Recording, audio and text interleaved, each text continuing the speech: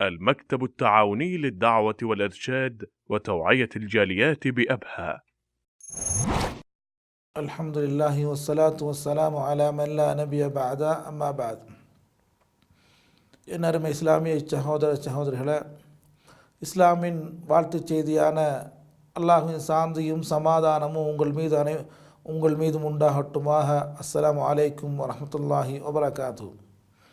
என்னருமை இஸ்லாமிய சகோதரர்களே, ஏகத்துவம் சம்பந்தமான சில தகவல்களை நாங்கள் தொடர்ந்து பார்த்து கொண்டிருக்கின்றோம். அல்லாஹ்வை ஒருமைப்படுத்துவது, அல்லாத கடவுள்களை, வணங்கப்படுகின்ற கடவுள்களை மறுப்பது என்ற விடயத்தை பார்த்திருக்கிறோம். அந்த தொடரிலே ஏகத்துவத்தினுடைய 3 வகையையும் பார்த்திருக்கின்றோம். இந்த சந்தர்ப்பத்திலே, இந்த நேரத்திலே ஏகத்துவத்தினுடைய விளைவு என்ன, அதன்படி நடக்கிற மக்களுக்கு அல்லாஹ் தஆலா என்ன வாக்களிக்கிறான் என்ற விஷயத்தையும் சுருக்கமாக பார்த்து முடித்து கொள்வோம் என நினைக்கிறேன். அல்லாஹ் சுப்ஹானஹு தஆலா இந்த உலகத்தில் ஏகத்துவம் படி வாழ வேண்டும் என்ற விடயத்தை எங்களுக்கு கட்டளையாக சொல்லியிருக்கிறான். இந்த கட்டளை படி வாழ்கிற மக்கள் உலக வாழ்க்கையும் மறுமை வாழ்க்கையும் அல்லாஹு தஆலா சிறந்த வாழ்க்கையாக கொடுப்பதாக சொல்லியிருக்கிறான்.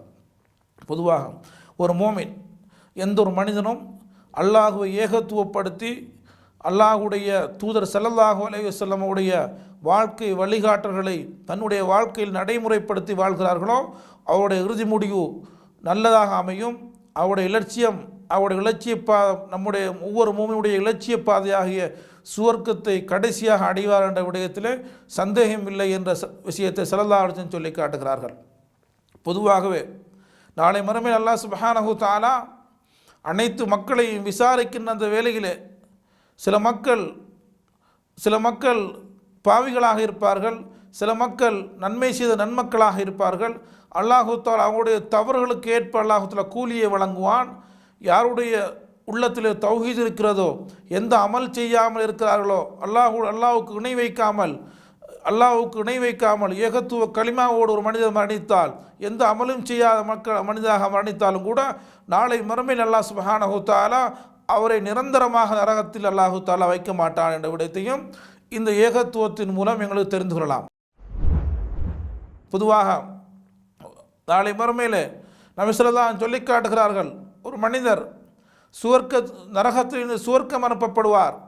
அவர் எந்த ஒரு அமலுமே செய்யாத ஒரு மனிதர், அல்லாஹ்வுக்கு இணை வைக்காமல் லா இலாஹ இல்லல்லாஹ் முஹம்மது ரசூலுல்லாஹ் என்ற ஏகத்துவ கொள்கை மாத்திரம் தான் நம்பி வாழ்ந்த மனிதர், இறுதியாக அவருடைய தவறுக்கேற்ப தண்டனை வழங்கப்பட்டு சுவர்க்கம் வழங்கப்படும் என்ற விடயத்தையும் ஸல்லல்லாஹு அலைஹி சொல்லி காட்டுகிறார்கள். அந்த மனிதருக்கு வழங்கப்படுகின்ற சுவர்க்கத்தை பற்றி சொல்லும் பொழுது, கடைசியாக சுவர்க்கம் நுழைகிற மனிதர் வருவார், நரகத்திலிருந்து வெளியேற்றப்பட்டு அல்லாஹ் சுப்ஹானஹு தஆலா அவருக்கு சொல்வான், அடியானே, உனக்கு தண்டனை கொடுக்கப்பட்டு முடிந்து விட்டது, உனக்கு சுவர்க்கம் போக முடியும், நீ சுவர்க்கத்துக்கு நுழை என்று சொல்வான்.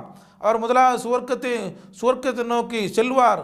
சுவர்க்கத்தினுடைய வாசலில் போய் உற்று பார்க்கும் பொழுது சுவர்க்கம் நிறைந்ததாக அவருக்கு ஒரு பிரமை காண்பிக்கப்படும். திரும்பி வருவார், அல்லாஹ்விடத்திலே சொல்வார், யா அல்லாஹ், சுவர்க்கம் நிறைந்து விட்டது என்று சொல்வார். திரும்பியும் அல்லாஹ் தஆலா சொல்வான், நீ போய்த்து சுவர்க்கத்தை பாரு, நுழை என்று சொல்வான். திரும்பியும் போய்த்து பார்ப்பார். 2ஆம் முறையாகவும் சுவர்க்கம் நிறைந்திருப்பதாக அவருக்கு காண்பிக்கப்படும். திரும்பி வருவார், அல்லாஹ்விடத்தில் சொல்வார், இப்படி சுவர்க்கம் நிறைந்து விட்டது, எனக்கு இடமில்லை என்று சொல்வார். அல்லாஹ் 3ஆவதை சொல்வான், நீ போய்த்து நுழைந்து பார்.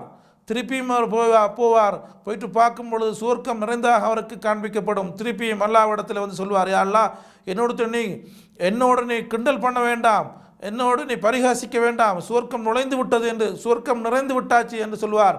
அல்லாஹ் தஆலா கடைசியாக சொல்வான், அடியானே, நீ சுவர்க்கத்தை போய்த்து பார், சுவர்க்கத்து வாசலோட நுழை என்று சொல்வான். கடைசியாக சுவர்க்கத்தை உற்று பார்ப்பார், சுவர்க்கத்தில் நுழைவார். அல்லாஹ் சுப்ஹானஹு தஆலா சொல்வான், என்னுடைய அடியானே, இந்த சுவர்க்கத்தை பார்த்த உடனே அவர் ஆசைப்படுவார். உடனே அல்லாஹ் தஆலா சொல்வான், உனக்கு பிரமாண்டமான சுவர்க்கத்தை தருகிறேன், வானத்துக்கும் பூமிக்கும் இடைப்பட்ட எவ்வளவு தூரம் இருக்கிறதோ அவ்வளவு விசாலமான சுவர்க்கத்தை உனக்கு தருகிறேன். அது மட்டுமில்லை, அதைவிடவும் 10 மடங்கு விசாலமான சுவர்க்கம் உனக்கு இருக்கிறது என்ற விஷயத்தையும் அல்லாஹ் தஆலா அந்த அடியானுக்கு சொல்வான் என்ற விஷயத்தை ஹதீஸ்களில் எங்களுக்கு காணக்கூடியதாக இருக்குது. ஆகவே ஒரு மனிதன் அமல் செய்யவில்லை, ஏதோ ஒரு வகையில் தன்னுடைய வாழ்க்கையில் அமல் செய்ய கிடைக்கவில்லை, அவன் அதை ஏற்றுக்கொண்டவனாக இருக்கிறான், அப்படி அவ்வாறு மரணித்து விட்டான். ஆனால் தன்னுடைய வாழ்க்கையிலே கலிமா இருக்கிறது, தௌஹீத் ஏகத்துவ கொள்கையோடு மரணித்தான், அமல் செய்யவில்லை, ஆனால் அல்லாஹ்வுக்கு இணை வைக்கவில்லை. ஆனால் அல்லாஹு தாலா அவரை நிரந்தரமாக நரகத்திலே போட மாட்டான் என்ற விடயத்தையும் அல்லாஹு தாலா குர்ஆனில் சொல்லி காட்டுகிறான். யார் அல்லாஹ்வுக்கு இணை வைக்கிறார்களோ அவர்கள் நிரந்தரமாக நரகத்தில் இருப்பார்கள் என்ற விடயத்தை சொல்லி காட்டுகிறார். ஆகவே ஏகத்துவ வாழ்க்கையில் வாழ்கிற மக்கள் நாளை மறுமையிலே தவறு செய்திருந்தாலும் தவறுக்கு தண்டனை வழங்கப்பட்டு நிரந்தரமாக அவர்கள் நரகத்தில் இருக்க மாட்டார்கள், அவர்கள் சுவர்க்கத்துக்கு அனுப்பப்படுவார்கள் என்ற விடயத்தையும் நபி ஸல்லல்லாஹு அலைஹி வஸல்லம் ஹதீஸ்கள் மூலம் சொல்லி காட்டுகிறார். உண்மையிலே தௌஹீதை விளங்கி அதன்படி அமல் செய்து இன்ஷா அல்லாஹ் நாளை மறுமையிலே ஷுஹதாக்கள், சாலிஹீன்கள், அம்பியாக்கள் போன்ற சிறந்த மக்களோடு அல்லாஹு தாலா சுவர்க்கத்தில் எங்கள் அனைவரையும் எழுப்பி அருள்வானாக. ஹாதா மா இந்தி அல் இல்மு இந்தல்லாஹ் வ ஆகிரு தஅவானா அல்ஹம்துலில்லாஹி ரப்பில் ஆலமீன்.